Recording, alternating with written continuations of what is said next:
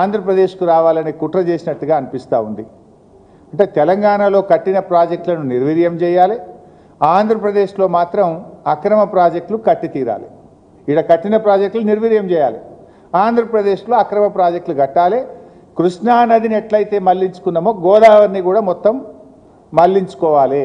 రెండు నదులను కూడా హస్తగతం చేసుకునేటువంటి కుట్ర జరుగుతూ ఉంది.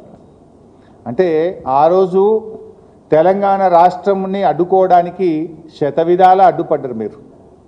ఈరోజు తెలంగాణ నీళ్లు వాడుకోకుండా ఇలా జలద్రోహం చేస్తూ ఉన్నారు, అడ్డుపడతా ఉన్నారు.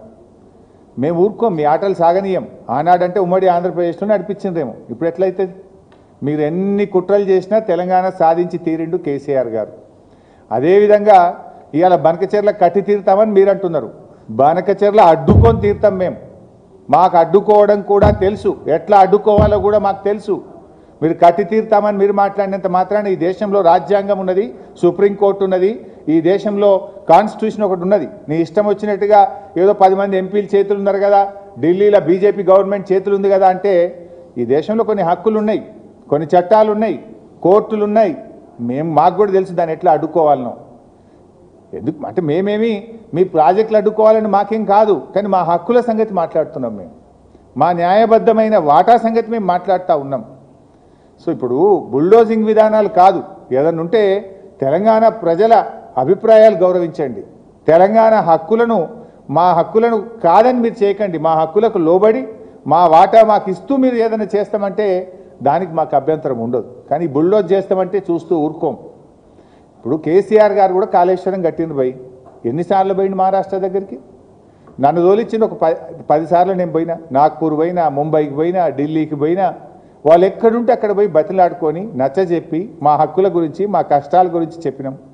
స్వయంగా కేసీఆర్ గారు కూడా 3 సార్లు ముంబైకి వచ్చి అక్కడ ముఖ్యమంత్రి గారిని, గవర్నర్ను, అధికారులందరినీ కూడా కలిసి ఒప్పించి మెప్పించి మేము కాళేశ్వరం ప్రాజెక్టు కట్టాం. కానీ మీరేంది బుల్డోజ్ చేస్తామంటున్నారు. రేవంత్ రెడ్డి మావోడైనా మా చేతులున్నాడు, ఢిల్లీ మా చేతులున్నది, అడిగేది ఏంది? బుల్డోజ్ చేస్తాం, కట్టిపారేస్తామంటే ఎట్లా నడుస్తుంది? ఇప్పుడు ఇంకొక విషయం, నిన్న లోకేష్ గారు ఏమంటున్నారు, మా సముద్రంలో కలిసే నీళ్లు కదా, మేము తీసుకపోతే తప్పేంది అని ఆయన గారు నిన్న మాట్లాడుతున్నాడు.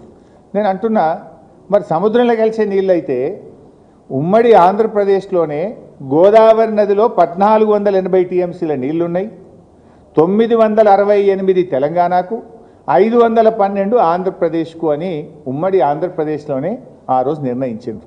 ఇది అసెంబ్లీలో కూడా పెట్టిండ్రు, జస్టిస్ శ్రీకృష్ణ కమిటీకి కూడా ఇచ్చిండ్రు, మొత్తం కూడా నిర్ణయం జరిగింది.